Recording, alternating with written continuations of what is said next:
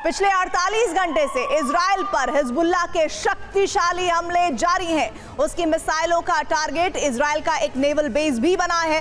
Lebanon में 1 महीने तक ग्राउंड ऑपरेशन चलाने के बाद इजराइल ने कहा था कि हिजबुल्लाह दशकों पहले वाले हाल में पहुंच चुका है। उसका इंफ्रास्ट्रक्चर, उसके हथियार और लड़ाके खत्म हो चुके हैं। तो फिर बीते 48 घंटे से हिजबुल्लाह बड़े और कामयाब हमले कैसे कर रहा है?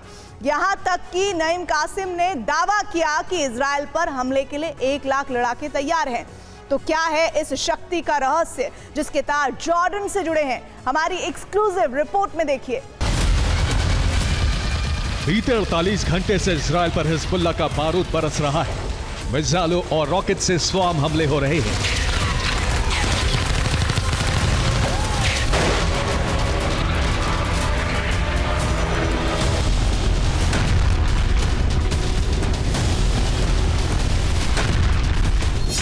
इजराइल की 4 लेयर डिफेंस सिस्टम सिक्योरिटी भी इन हमलों को रोक नहीं पा रही है।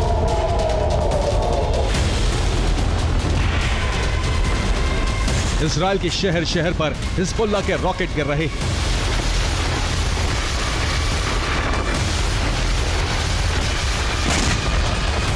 हिजबुल्लाह के हमलों से इजराइल के किर्यत याम और किर्योत में आग लग गई। किर्यत याम पर हिज्ब ने कई रॉकेट हमले किए और इन हमलों से जगह जगह आग लग गई।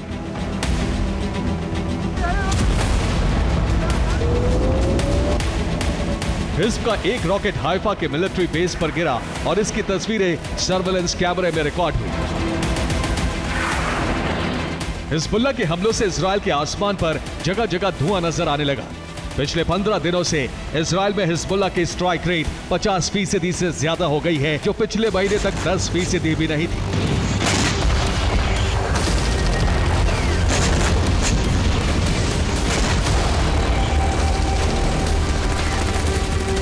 हिज्ब ने इजराइल के हाइफा, साफेद और रमात डेविड एयरबेस पर हमले किए हैं।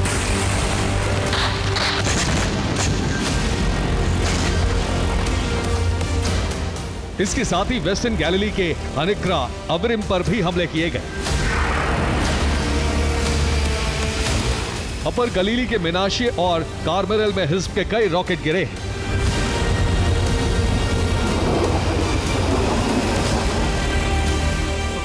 इजराइल ने दावा किया है कि हिजबुल्लाह के 30 रॉकेट हमले नाकाम कर दिए गए और एक ड्रोन को वायुसेना के फाइटर जेट ने इंटरसेप्ट कर दिया।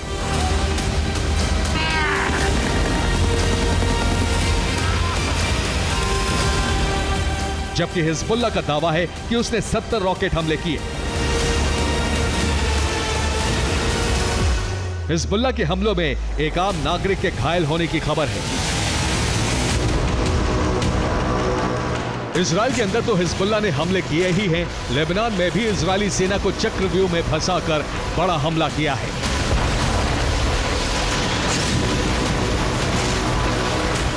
इजरायली सेना दक्षिणी लेबनान में ग्राउंड ऑपरेशन चला रही है। इसी दौरान इजराइल की इन्फेंट्री टुकड़ी हिजबुल्लाह के जाल में फंस गई। हिज्ब के ट्रैप में फंसकर 5 इजरायली सैनिकों की मौत हो गई और 16 सैनिक घायल हो गए।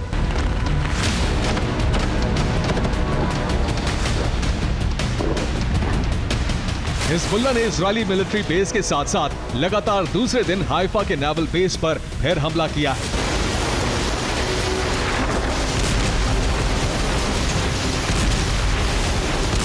बीते 2 दिन में हिजबुल्लाह को इजराइल पर बड़ी कामयाबी मिली है और लगातार दूसरे दिन एक ही ठिकाने पर हमले को रक्षा विशेषज्ञ हिजबुल्लाह की प्रिसिशन कैपेबिलिटी यानी सटीक हमले करने की काबिलियत के तौर पर देखा जा रहा है।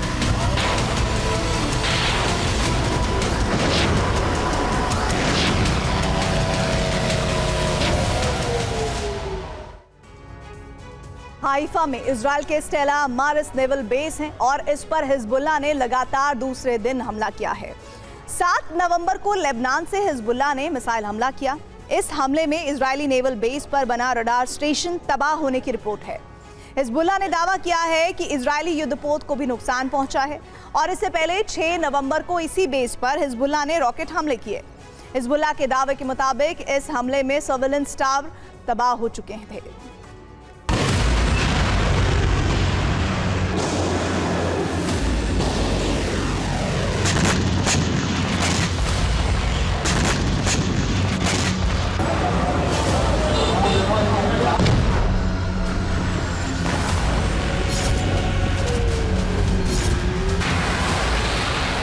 इजराइल ने हिजबुल्लाह के हथियार खत्म करने, उसकी ताकत कम करने के उद्देश्य से ही लेबनान में ग्राउंड ऑपरेशन शुरू किया।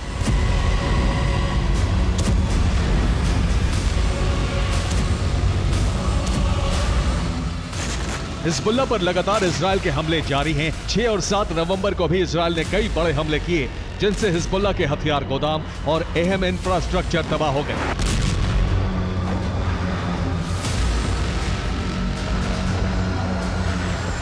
सेंट्रल तायरे में इजराइल के हमले से 2 अपार्टमेंट की इमारतें धराशायी हो गई। लेबनान के जूर में इजरायली वायुसेना ने हिज़्ब की एयर यूनिट 127 के कमांड और कंट्रोल सेंटर को तबाह कर दिया। इजरायली सेना ने हिजबुल्लाह के अंडरग्राउंड ठिकाने में बारूद लगाकर उसे नष्ट कर दिया। लेबनान के सिडोन में इजरायली ड्रोन हमले से 3 लोगों की मौत हो गई और यूएन पीस कीपिंग फोर्स के 4 जवान घायल हो गए। लेबनान स्वास्थ्य मंत्रालय की रिपोर्ट है कि इजराइल के हमलों में 53 लोग मारे गए हैं और 161 लोग घायल हुए हैं।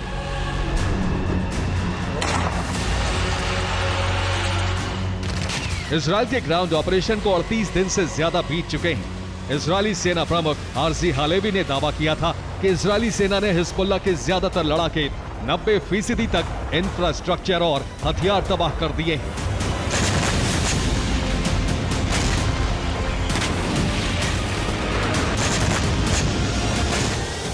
लेकिन जिस तीव्रता से इजराइल पर हिजबुल्लाह के हमले हो रहे हैं, उसे देखकर ऐसा नहीं लगता कि हिजबुल्लाह कमजोर पड़ा है।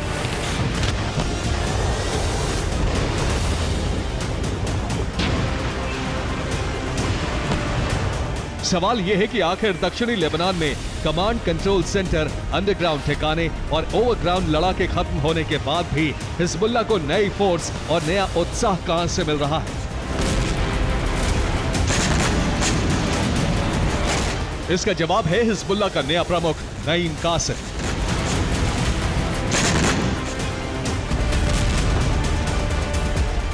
लेबनान के कफ्र फिला में नईम कासिम का जन्म हुआ था और कफ्र फिला जॉर्डन की सीमा पर है। गोलन हाइट्स जॉर्डन के हाथों से निकलने के बाद जॉर्डन की बड़ी आबादी लेबनान के कफ्र फिला आ गई।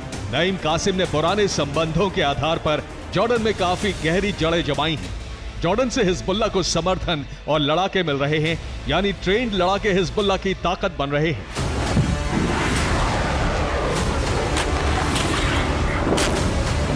इसीलिए नईम कासिम ने 7 नवंबर को इजराइल को धमकी देते हुए कहा कि इजराइल पर 1 लाख से ज्यादा लड़ाके हमले करने को तैयार हैं।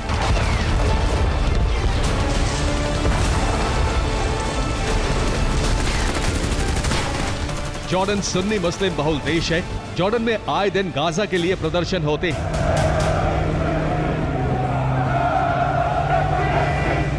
और खास बात यह है कि गाजा के लिए जंग लड़ रहे शिया मिलिशिया संगठनों को जॉर्डन के मुस्लिम संगठन समर्थन दे रहे हैं। जॉर्डन विदेश नीति के मोर्चे पर अमेरिका के साथ है, लेकिन जॉर्डन में 65% आबादी फिलिस्तीनी मूल की है। अब मुस्लिम आबादी ने हमास और हिजबुल्लाह को खुला समर्थन देना शुरू कर दिया है। नसरल्लाह के 40वें पर जॉर्डन में रैलियां निकाली गई। रैलियों में लब्बैक या नसरल्लाह के नारे लगाए गए। जॉर्डन में IAF यानी इस्लामिक एक्शन फ्रंट नाम की पार्टी हमास हिजबुल्लाह की समर्थक है। बीते महीने के संसदीय चुनाव में IAF को सबसे ज्यादा सीटें मिली। अमेरिका ने इस पर चिंता जताई थी कि जॉर्डन में कट्टरपंथ जोर पकड़ रहा है। IAF हमास हिज़्ब के लिए जॉर्डन में जमीन तैयार कर रहा है और इसी पार्टी के जरिए ईरान भी अपना एजेंडा चला रहा है।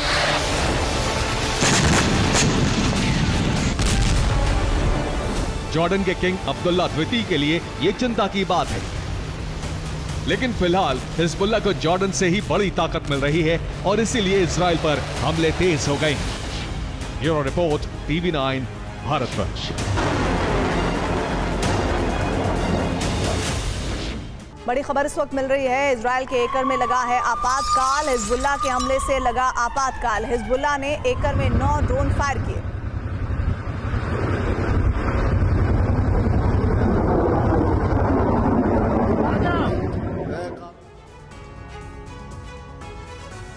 युद्ध के बाद गाजा का क्या होगा, इसको लेकर अब तक इजराइल चुप था, लेकिन अमेरिका में ट्रंप की जीत के साथ ही नेतन्याहू और उनकी सेना ने गाजा के भविष्य को लेकर पहला आधिकारिक बयान और प्लान जारी कर दिया। असल में नेतन्याहू गाजा का इजराइल में विलय चाहते हैं। मतलब ये कि गाजा पर कब्जा कर इसे इजराइल में मिला लिया जाएगा। नेतन्याहू का प्लान सामने आया तो अरब में इसका पुरजोर विरोध शुरू हो गया। सवाल यही है कि क्या ट्रंप इजराइल के इस प्लान को हरी झंडी देंगे।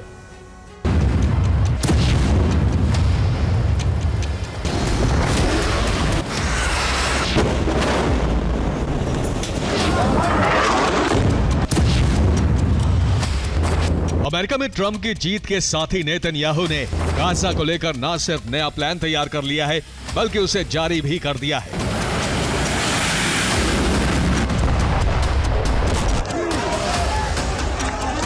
युद्ध के बाद गाजा का क्या होगा, इजराइल का यह प्लान इसी का जवाब है।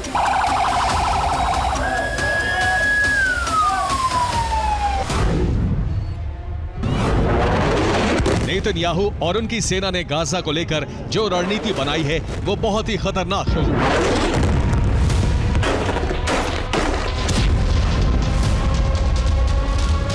नेतन्याहू का यह प्लान अगर लागू हुआ तो गाजा का भूगोल बदल जाएगा।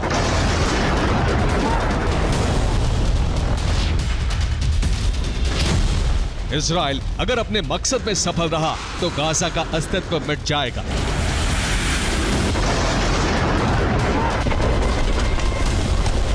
नेतन्याहू का नया गाजा प्लान क्या है, ये हम आपको आगे बताएंगे, लेकिन उससे पहले आईडीएफ नेतन्याहू के सपने को साकार करने के लिए गाजा में किस तरह से नरसंहार कर रही है उसे देखिए।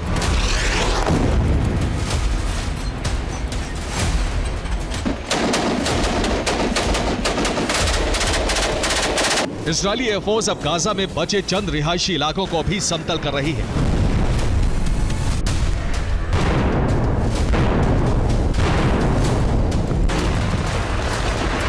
आईडीएफ ने उत्तरी गाजा के शाहीब स्कूल पर हमला किया। हमले में 12 लोग बेमौत मारे गए।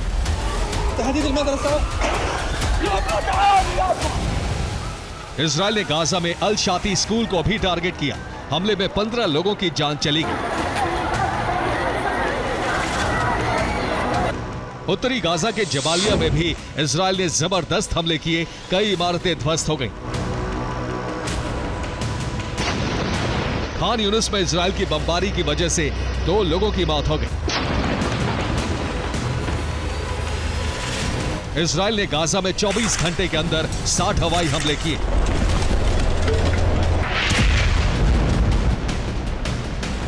इजरायल की खतरनाक बमबारी में 50 लोग मारे गए।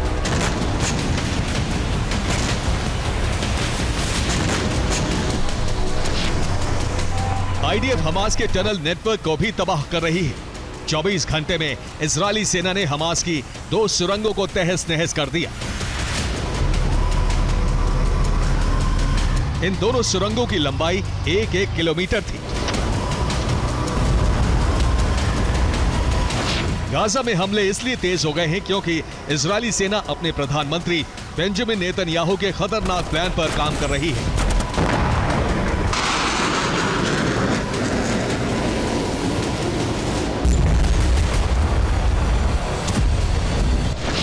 नेतन्याहू के इस प्लान का खुलासा तब हुआ जब इजरायली सेना ने गाजा के भविष्य को लेकर पहली बार आधिकारिक ब्लूप्रिंट जारी किया।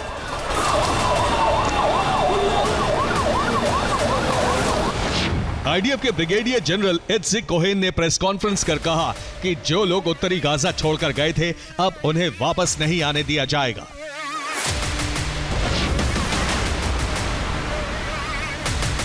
आईडीएफ की तरफ से जो कुछ कहा गया है उसके पीछे नेतन्याहू का गाजा प्लान है।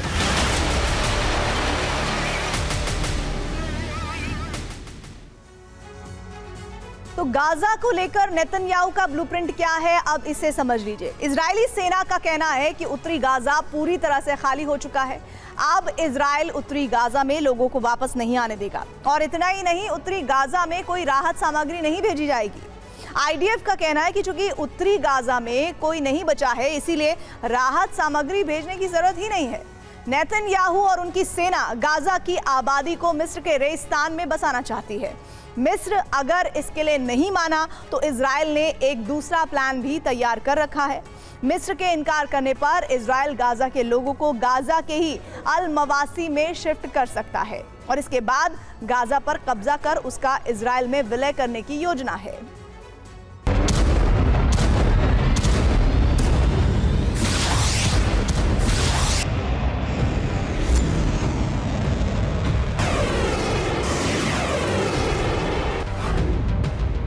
गाजा को लेकर नेतन्याहू ने जो प्लान बनाया है उसी को लेकर उनमें और इजराइल के पूर्व रक्षा मंत्री योआव गैलेंट में विवाद है।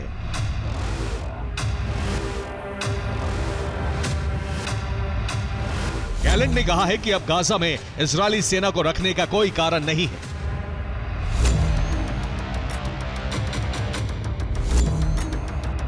लेकिन नेतन्याहू गाजा में सेना रखना चाहते हैं। नेतन्याहू का गाजा प्लान तभी पूरा होगा जब गाजा में आईडीएफ की मौजूदगी होगी।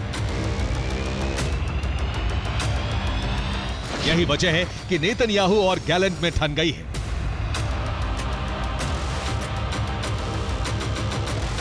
गैलेंट अब रिटायर्ड सैन्य अफसरों और गाजा की जंग में जख्मी हुए सैनिकों से मिलकर अपने पक्ष में समर्थन जुटा रहे हैं।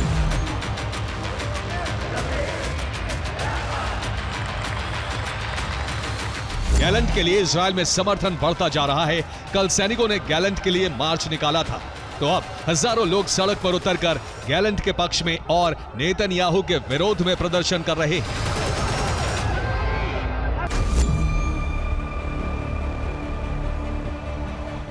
उधर बेंजामिन नेतन्याहू अब उन लोगों को अपनी टीम से हटा रहे हैं जो बाइडेन समर्थक हैं, क्योंकि अब अमेरिका में सत्ता परिवर्तन होने जा रहा है।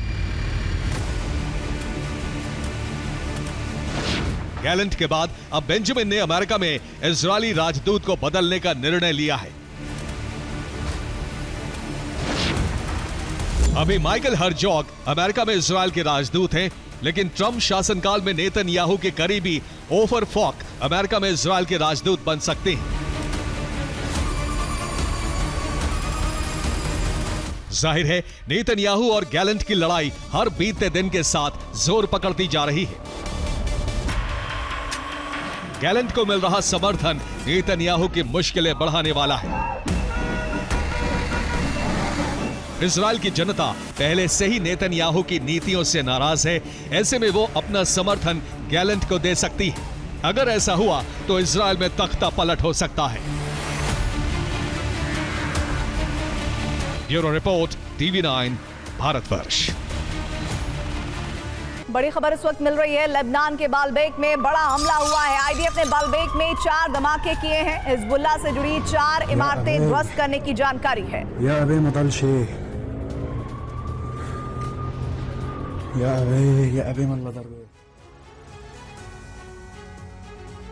ट्रंप की जीत के बाद से ईरान में हलचल बढ़ गई है। खामेनेई ने ईरानी प्रॉक्सी और IRGC कमांडर्स के साथ मीटिंग की है, जिसमें तय हुआ है कि अब अमेरिका और इजराइल को अरब में कैसे रोका जाए, और इसके लिए खामेनेई ने नया ब्लूप्रिंट बना लिया है। ईरानी प्रॉक्सी इजराइल और अमेरिकी सैन्य ठिकानों पर हमला करेंगे, जबकि इसका मुकाबला करने के लिए पेंटागन ने पलटवार के लिए अमेरिकी समर्थित प्रॉक्सी गुटों को फ्रंट लाइन पर लाने की तैयारी में है, जिसके लिए हथियार सप्लाई भी किए जा रहे हैं। यानी ट्रंप के आने से अरब में नए पैटर्न का युद्ध शुरू हो सकता है, जिसमें ईरानी प्रॉक्सी से अमेरिका और इजराइल समर्थित प्रॉक्सी गुट आपस में टकरा सकते हैं। 3 फ्रंट पर इजराइल तबाही मचा रहा है। पहले फ्रंट पर लेबनान में बम बरसा रहा है।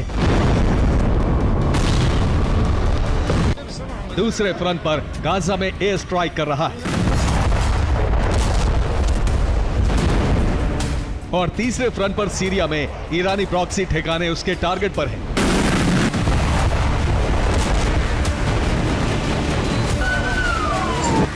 लेकिन इतना काफी नहीं है। बेंजामिन नेतन्याहू के सामने चैलेंज है कि वो न सिर्फ ईरान को बैकफुट पर ढकेलें, बल्कि उसके समर्थित संगठनों को भी नेस्तनाबूद करें।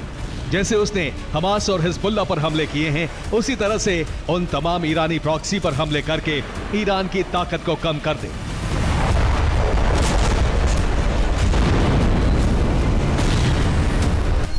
अब अरब में ईरानी प्रॉक्सी से इजराइल अमेरिका के प्रॉक्सी युद्ध लड़ेंगे। इजराइल ने अपने प्रॉक्सी को मजबूत करना शुरू कर दिया है।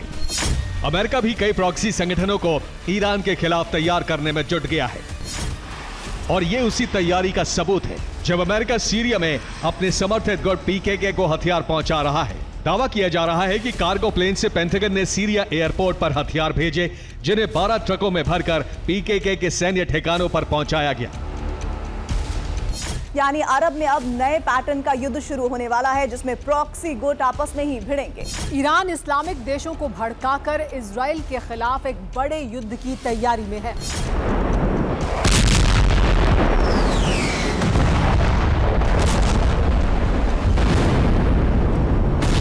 इसके लिए हूती हिजबुल्लाह भी जुटे हैं। हूती ने कहा है कि सऊदी अरब जैसे देश अमेरिका के चंगुल में फंसकर दुधारू गाय हो गए हैं, उन्हें सही रास्ते पर लाना जरूरी है। यानी ईरान अब इस युद्ध को धर्म युद्ध में बदलना चाहता है, जबकि ट्रंप की जीत के बाद से इजराइल के हौसले बुलंद हैं, क्योंकि डोनाल्ड ट्रंप ने इजराइल की सुरक्षा का भरोसा जताया है।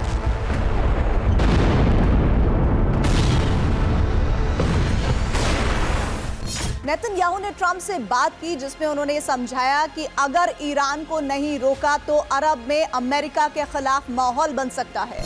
मोसाद की रिपोर्ट है कि ईरान अमेरिका का दबदबा खत्म करना चाहता है। अगर ऐसा होगा तो अमेरिका को आर्थिक और कूटनीतिक नुकसान होगा।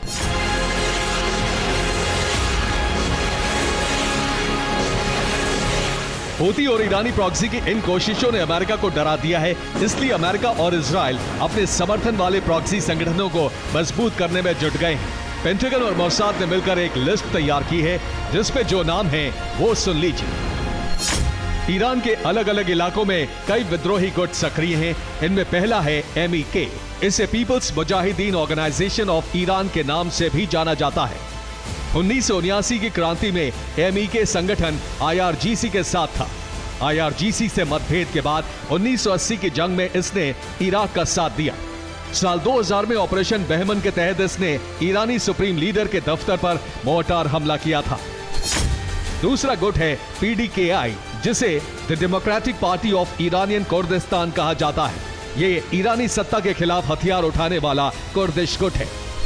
तीसरा गुट है PJAK, जिसे कुर्दिस्तान की लाइफ पार्टी कहा जाता है। कुर्दिस्तान और करमेन शाह में यह गुट सरकारी संस्थानों पर हमले करता रहता है। चौथा गुट है जैश अल अदल। ये बलोच गुट 2012 में शुरू हुआ था। बलोच विद्रोहियों का सबसे बड़ा गुट फिलहाल यही है। इस गुट का मुखिया अब्दुल मलिक मुल्ला जादेह है। पांचवा गुट है अहबाजी अरब ग्रुप। यह गुट खुजेस्तान प्रांत को ईरान से आजाद कराना चाहता है। छठा गुट है ASMLA। ये ईरान में अरबिस्तान की स्थापना के लिए हथियार उठाने वाला गुट है।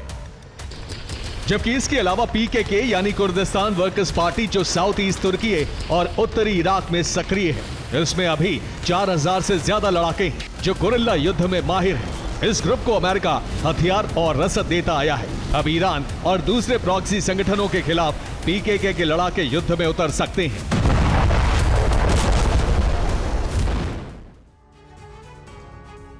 अमेरिका ने जो प्लान तैयार किया है, उसमें सीरिया में मौजूद ईरानी प्रॉक्सी संगठन जो हैं, उनके ठिकानों पर हमला किया जाना है, जिसमें सबसे पहले टारगेट पर है इमाम हुसैन बेस, जहां करीब 3000 प्रॉक्सी लड़ाके मौजूद हैं। सीरिया में टारगेट नंबर 2 दमिश्क एयरबेस, जहां ईरानी प्रॉक्सी संगठन के 1000 लड़ाके हैं, और इसी तरह अलेप्पो कमांड सेंटर में 5000 लड़ाके हैं, जहां अमेरिका समर्थित प्रॉक्सी संगठन हमला कर सकते हैं। इसी तरह शरीयत एयरबेस पर IRGC की 3 बटालियन तैनात हैं, जहां इजराइल बम बरसा सकता है। ज़ैनब मिलिट्री बेस पर 2000 लड़ाकों की तैनाती है, जबकि इजरा बेस पर मौजूद 1000 लड़ाकों को अमेरिका इजराइल जॉइंट ऑपरेशन में खाक कर सकते हैं।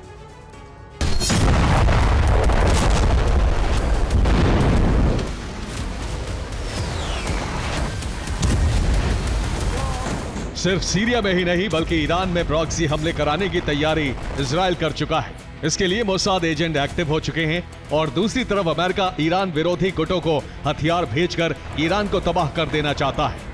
सिर्फ PKK ही नहीं, बल्कि कई और प्रॉक्सी संगठन हैं जिन्हें अमेरिका फंड देता रहा है।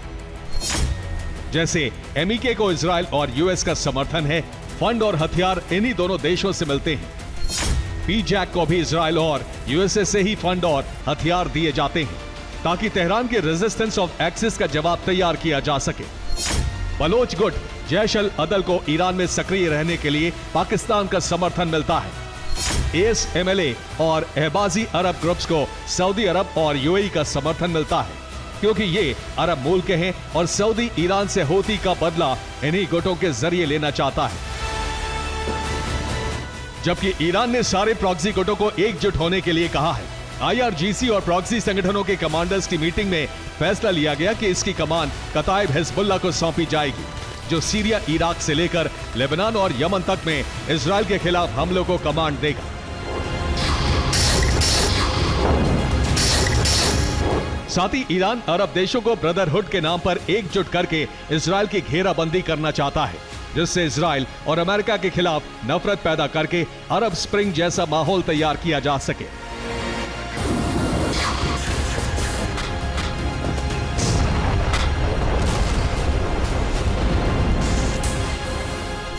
खमेनी के ब्लूप्रिंट को रोकने के लिए ट्रंप को बड़ा फैसला लेना होगा।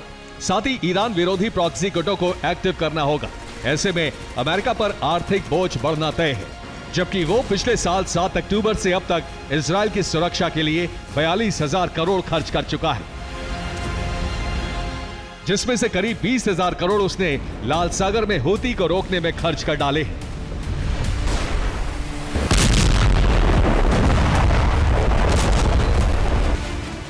ब्यूरो रिपोर्ट, TV9 भारत पंच।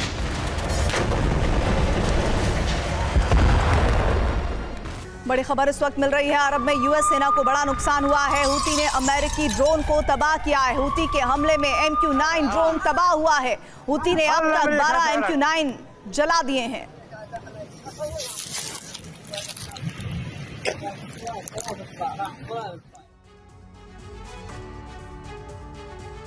गाजा युद्ध अंतर्राष्ट्रीय मुद्दा है। अमेरिका, रूस, चीन और अरब के सभी देश इस मुद्दे में अपने अपने हित साधने के लिए उलझे हुए हैं। लेकिन इस युद्ध के बाद इजरायली बनाम अरब की जंग दुनिया भर में फैल गई है। बीती रात नीदरलैंड्स की राजधानी एम्स्टर्डम में इजरायलियों और अरब के लोगों के बीच मारपीट हो गई। यूरोपा लीग के फुटबॉल मैच के दौरान ये झड़प शुरू हुई और इसके बाद इजरायली यहूदी मुस्लिमों के निशाने पर आ गए। एम्स्टर्डम में देखते देखते दंगे जैसे हालात हो गए। इजरायलियों को गलियों में घसीट घसीट कर पीटा जाने लगा। पुलिस को लाठीचार्ज करना पड़ा, लेकिन हालात बिगड़ते गए। नीदरलैंड्स की राजधानी एम्स्टर्डम की ये तस्वीरें दुनिया भर में चर्चा का मुद्दा है।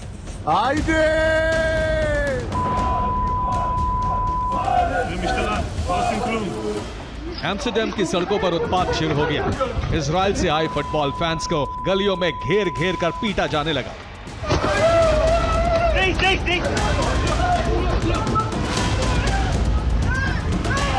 जहां भी अरब के प्रवासियों को इजरायली नजर आए, उन पर हमले शुरू कर दिए गए।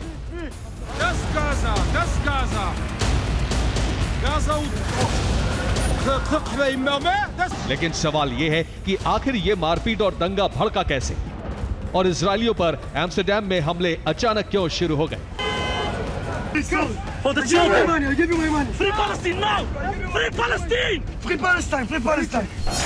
दरअसल 7 नवंबर को यूरोपा लीग में Maccabi Tel Aviv versus Ajax team का फुटबॉल मैच एम्स्टर्डम में था।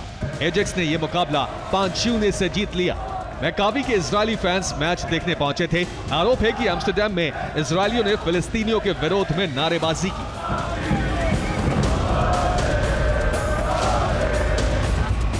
दावा है कि ये इजरायलियों के स्टेडियम से बाहर निकलने की तस्वीरें हैं, जिसमें लोगों ने इजरायल के झंडे लिए हैं और नारेबाजी कर रहे हैं।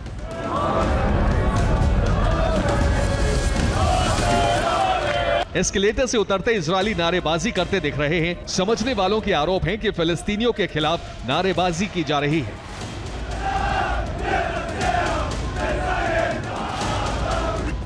इन तस्वीरों में मैकाबी टीम के इजरायली फैंस फिलिस्तीन का झंडा फाड़ते नजर आ रहे हैं।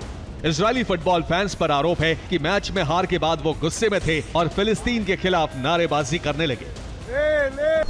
आरोप है कि इजरायलियों ने किल द अरब्स के नारे लगाए। इसके साथ ही कहा कि गाजा में स्कूल नहीं बचे क्योंकि सभी बच्चे मारे गए।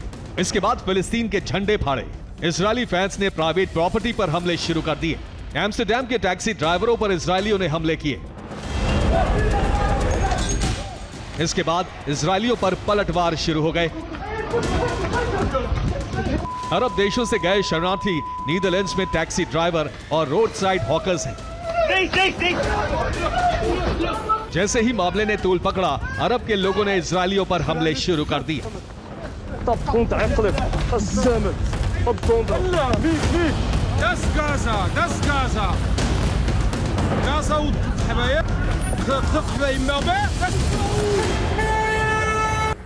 इसके बाद इजरायली फुटबॉल फैंस जिस होटल में ठहरे थे उससे भी अरब लोगों की भीड़ ने घेर लिया और हमले शुरू कर दिए। इजरायलियों के साथ मारपीट करके उनसे फ्री फिलिस्तीन के नारे भी लगवाए गए।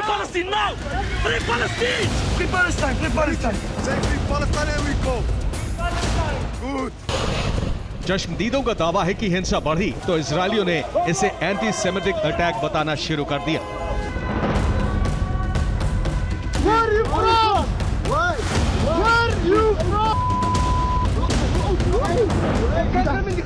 एम्स्टरडैम पुलिस पर इजरायली फुटबॉल फैंस का आरोप है कि पुलिस ने जानबूझकर हमला करने वालों को नहीं रोका। एम्स्टरडैम पुलिस ने इस मामले में 57 लोगों को गिरफ्तार किया है। 10 से ज्यादा इजरायली नागरिक हमलों में घायल हुए हैं। इजरायली फैंस का आरोप है कि अरब के लोगों ने उनका पीछा किया, इसके बाद उन पर हमले शुरू हुए। इजरायली गृह मंत्री इतामार बेन गाविर ने कहा है कि इजरायली फुटबॉल फैंस पर यहूदी विरोधी हमले हुए हैं। मुस्लिमों ने उन्हें निर्दयता से मारा है। इनके साथ मारपीट सिर्फ यहूदी और इजरायली होने की वजह से की गई। जबकि हमले करने वालों के आरोप है कि गाजा के बच्चों पर टिप्पणियां करने और नारे लगाने के बाद इजरायलियों पर हमले शुरू हुए।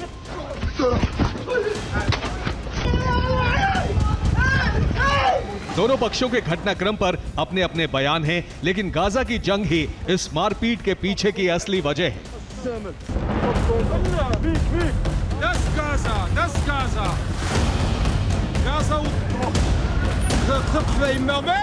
इजराइल की सरकार ने इस हिंसा के बाद नीदरलैंड सरकार से संपर्क किया। इजरायली प्रधानमंत्री बेंजामिन नेतन्याहू ने नीदरलैंड सरकार से संपर्क करके इजरायलियों की सुरक्षा व्यवस्था बढ़ाने की मांग की। इजरायल से नीदरलैंड्स के लिए विशेष विमान रवाना किए गए। इनके साथ मेडिकल और रेस्क्यू टीम भी भेजी गई है। इन विमानों से इजरायली फुटबॉल फैंस को वापस लाया जाएगा। नीदरलैंड्स में हुए इस उत्पात पर अंतर्राष्ट्रीय प्रतिक्रियाएं आ रही हैं। इजरायल के राष्ट्रपति आइजैक हर्जोग ने कहा है कि एम्स्टरडैम में यहूदी विरोधी नरसंहार की कोशिश की गई। इसके साथ ही नीदरलैंड्स के किंग विलियम अलेक्जेंडर ने भी इसे यहूदी विरोधी हिंसा कहा है। अब तक गाजा समर्थकों और इजरायल समर्थकों के प्रदर्शन कई देशों में होते रहे हैं। अमेरिका में दोनों गुटों के बीच झड़पें भी होती रही हैं। लेकिन एम्स्टरडैम जैसे बड़े हमले इजरायलियों पर अब तक नहीं हुए थे। Free Palestine now! Free Palestine! Free Palestine! Free Palestine! Say free Palestine and we go. Good. Bureau report TV9 Bharatvarsh. America में ट्रंप की जीत के साथ यूक्रेन में रूसी सेना के हमले तेज हो गए हैं। वहीं ट्रंप की वापसी के कारण ज़ेलेंस्की और उनकी सेना के हौसले पस्त हो गए हैं। जैसा कि ट्रंप कई बार कह चुके हैं कि वो यूक्रेन को मिलने वाली अमेरिकी मदद को रोक सकते हैं। ज़ेलेंस्की की चिंता का कारण यही है। उधर रूसी सेना अब यूक्रेन को जिस तरह से जला रही है, उससे इस बात की आशंका बहुत ज्यादा बढ़ गई है कि सर्दी में यूक्रेनी फोर्स सरेंडर को मजबूर हो सकती है। रूसी सेना 3000 किलो के बम से हमला कर यूक्रेन को ध्वस्त कर रही है।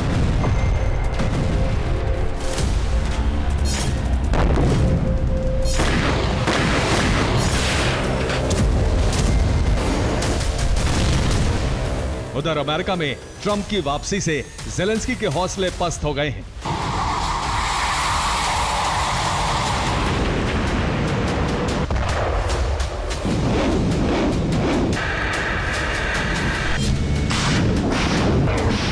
यूक्रेन ने सर्दियों में जंग के लिए जो योजना बनाई थी वो ट्रंप के आते ही धराशायी हो गई है।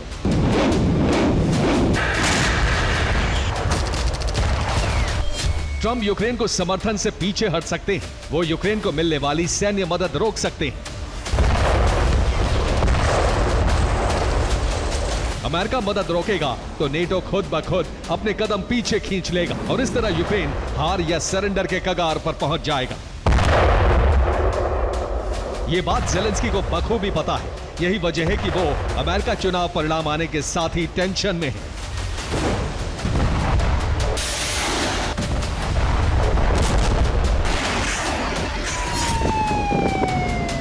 उधर ट्रंप की जीत के साथ ही यूक्रेन में रूस के हमले बहुत तेज हो गए हैं।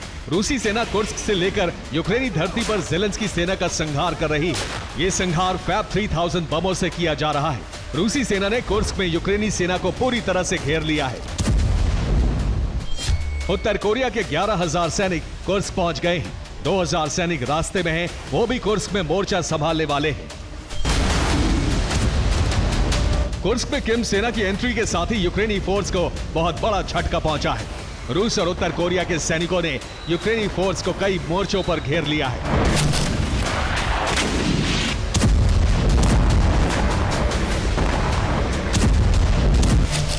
कुर्स्क में यूक्रेन की जो टुकड़ी बची है वो 3 तरफ से घिर चुकी है। एक तरफ से रूस की सेना ने घेर लिया है तो 2 तरफ से उत्तर कोरिया के सैनिकों ने घेरा डाल दिया है।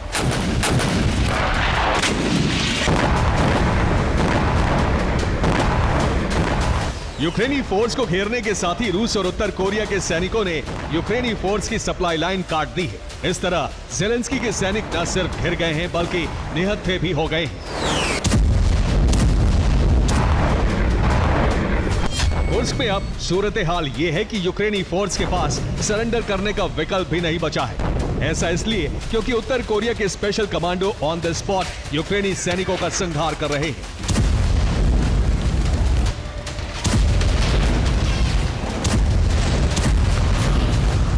इसके अलावा रूस ने कीव, ज़ेपोरिज़िया, खार्किव और ओडेसा में अपनी बढ़त बना ली है। खार्किव में रूस की बमबारी से जबरदस्त तबाही हुई है। ज़ेपोरिज़िया में रूस के हमले में 5 लोग मारे गए, 50 से ज्यादा लोग घायल हो गए। ओडेसा में रूस ने पोर्ट पर हमले किए। हमले से पोर्ट को बड़ा नुकसान पहुंचा है। रूसी सेना ने कीव में एयरफील्ड पर ड्रोन की वर्षा की। धमाके से एयरफील्ड के पास आग लग गई।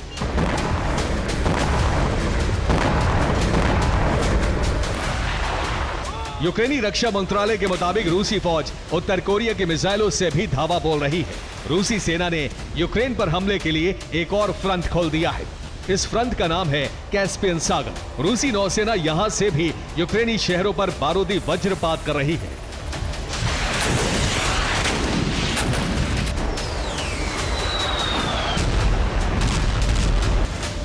रक्षा विशेषज्ञों के मुताबिक अब रूस की कोशिश पूर्वी और दक्षिणी यूक्रेन पर कब्जा कर कीव की घेराबंदी करने की है। इसके बाद रूस ज़ेलेंस्की सेना को सरेंडर के लिए मजबूर कर सकता है। पुतिन सेना ज़ेलेंस्की को सत्ता से हटाने तक कीव को घेरने की तैयारी में है। इसके बाद कीव में अपनी कठपुतली सरकार बनाकर घेराबंदी खत्म कर देगी। Bureau report, TV9 Bharatvarsh. Trump की जीत से एक तरफ ज़ेलेंस्की की बेचैनी बढ़ गई है तो दूसरी तरफ साउथ कोरिया में भी हलचल बढ़ गई है, क्योंकि ट्रंप के पहले कार्यकाल में किम और ट्रंप की केमिस्ट्री काफी अच्छी रही थी। ऐसे में साउथ कोरिया को खतरा है कि कहीं किम जोंग उन इसका फायदा उठाकर परमाणु परीक्षण ना कर ले।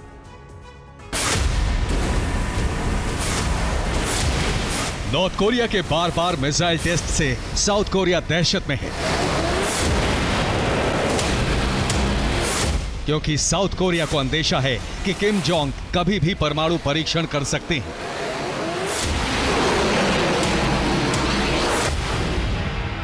अभी तक साउथ कोरिया लगातार नॉर्थ कोरिया पर पलटवार की धमकी देता रहा है, क्योंकि बाइडेन से लगातार मदद मिल रही थी। पीले सागर में अमेरिकी युद्धपोत तैनात थे, लेकिन अब साउथ कोरिया सहमा हुआ है, क्योंकि अमेरिका में ट्रंप की वापसी हो चुकी है और ट्रंप किम की केमिस्ट्री ठीक रही है।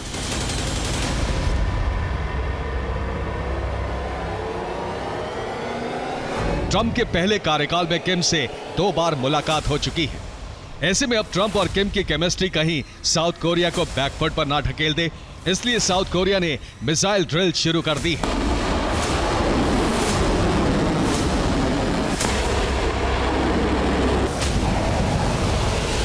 वो नॉर्थ कोरिया को दिखाना चाहता है कि मुकाबले के लिए वो तैयार है। उधर नेटो ने अंदेशा जताया है कि अब किम जोंग परमाणु टेस्ट कर सकता है। ऐसा ट्रंप की ताजपोशी से पहले हो सकता है।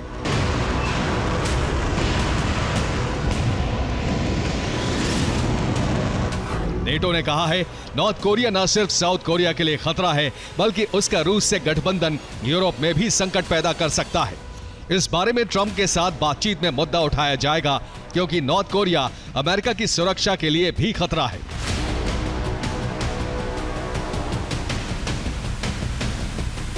यानी नेटो सहमा हुआ है कहीं ट्रंप किम की केमिस्ट्री से यूरोप में वर्ल्ड ऑर्डर ना बदल जाए, क्योंकि किम को लेकर ट्रंप ने अगर ढील दी तो किम जोंग उन उसका फायदा उठा सकते हैं। बेलारूस के राष्ट्रपति अलेक्जेंडर लुकाशेंको नए रूप में नजर आए। लुकाशेंको ने लंबर जैक प्रतियोगिता में कुल्हाड़ी चलाकर जनता के सामने शक्ति प्रदर्शन किया। इस मौके पर लुकाशेंको ने कहा कि वो ट्रंप को शांति का नोबेल पुरस्कार दिलवाने के लिए याचिका दायर करेंगे। Это я поручил давно сделать МКЗ. Мы знаем, что с вами можно делать. Не волнуйся. Вот. एक वार किया और लकड़ी का मोटा टुकड़ा दो भाग में कट गया। Я говорил. Сейчас их. बेलारूस के राष्ट्रपति अलेक्जेंडर लुकाशेंको ने कुछ इस तरह से शक्ति प्रदर्शन किया। Вот. Я говорил. Сейчас их. लुकाशेंको ने सैकड़ों लोगों के सामने लकड़ियां काटकर जनता की वाहवाही बटोरी। Мы знаем, что с вами можно делать. Не волнуйся. बेलारूस में हर साल सर्दियों से पहले लकड़ी काटने की प्रतियोगिता आयोजित की जाती है। Вот. Все. Можно еще пополам. इस बार इस प्रतियोगिता का उद्घाटन खुद बेलारूस के राष्ट्रपति करने पहुंचे। इसके बाद वहां जो कुछ हुआ वो आपके सामने है। लुकाशेंको ने किसी आम आदमी की तरह कुल्हाड़ी चलाई, लकड़ियां काटी तो जनता ने ताली बजाकर उनकी तारीफ की।